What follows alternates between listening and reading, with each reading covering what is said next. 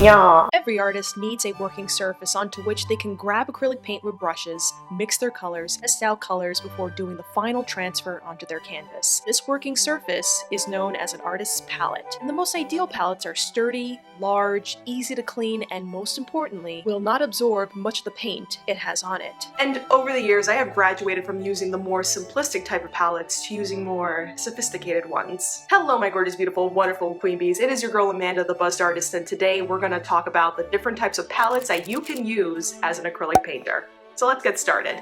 First type of palette is palette paper. This is by far my most favorite choice when it comes to palette. It meets all the criteria for the ideal palette with a 12-inch by 16-inch working surface and gives me ample room to mix my colors and organize my paint pigments accordingly. The paper itself actually has a smooth poly-coated surface to allow for easy mixing without pilling or color absorption. Plus, when you're done with your painting, you can simply tear out the paper and throw it in the trash. No cleanup necessary.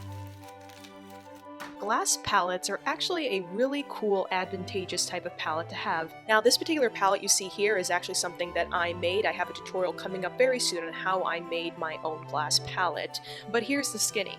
Glass palettes are able to resist pigment absorption, aka your paint just absorbing right through into the material, and it helps to promote optimal color mixing, as you can see here. It's actually a lot of fun to mix on a glass palette because it's so incredibly smooth. And not only that, having a glass palette allows you to have a very easy cleanup process. Y'all know how I like to make it nice and easy for myself, right? So if your acrylic is still wet, all you gotta do is do a quick wipe with a damp cloth, or if your acrylic is a bit on the drier side, you can simply just use a scraper to get the paint right off.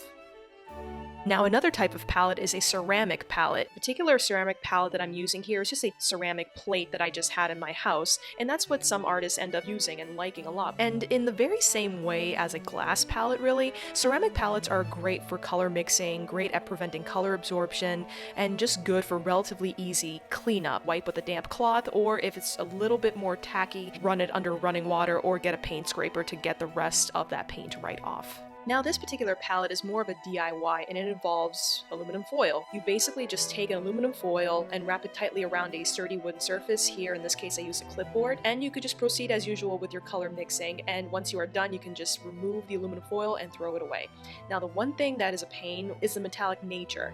It can throw you off slightly when it comes to creating different color tones, so be sure to watch out for that. But if you're a beginner and you're just looking for household items you have around you to paint with, this is a good option to start with.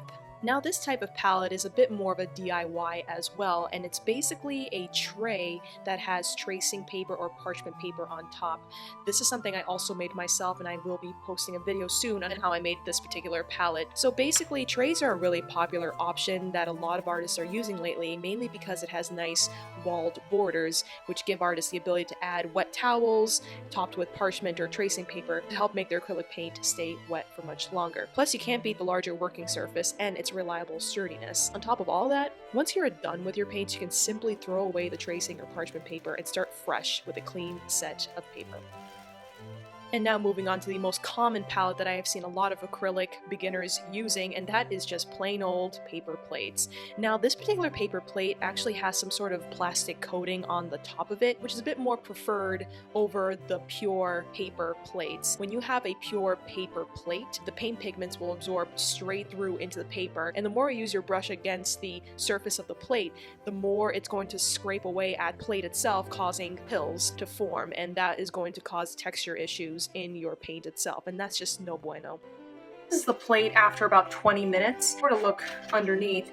It's starting to kind of warp. You can kind of see the bumps on the plate bottom here. This could be a problem when you're using any sort of plate that's disposable because it's thin and it doesn't last very long. So if you're working on a painting and you're already like 25, 30 minutes in, start to experience some warping on the bottom plate here. So keep that in mind as you're doing this. It's only going to get even more warped and start to deteriorate as time goes on. Even though it is the most cheap and expensive option, it is also the least desirable out of all the palettes here. Plastic hard palette. Now, a lot of artists recommend that if you are in the market for a new permanent type of palette, the best type of material to start with would be plastic. The main reason being the cleanup is fairly simple and the plastic material will not absorb paint. Now, I always recommend looking for palettes that have a broader surface for mixing, as opposed to this particular one that I have, which was one of my first palettes that I started with. I think I just got this at a dollar store somewhere. I had very limited space to work with, and it's just not a fun time, especially if you are a beginner artist. Once the paint's on your plastic case dry, all you gotta do is just simply, to remove and clean, you just have to kind of take the paint right off, and you can just peel it off just like so. It should come off quite easily with a few attempts. The ones on the wells are just a tad tougher to get out. You can always use like a little tiny scrape tool in case, you know, you're having a little bit of trouble. So this is not my favorite option, only because it's just a pain in the butt to have to scrape all this off every time. But, you know, if you like this kind of thing, if it's like therapy for you, why not?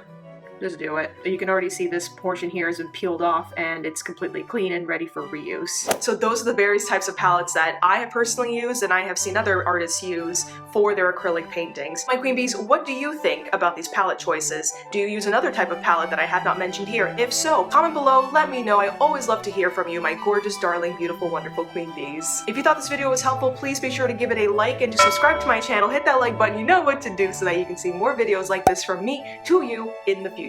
And remember, love yourselves and always have fun with your art. See you all next time. Bye!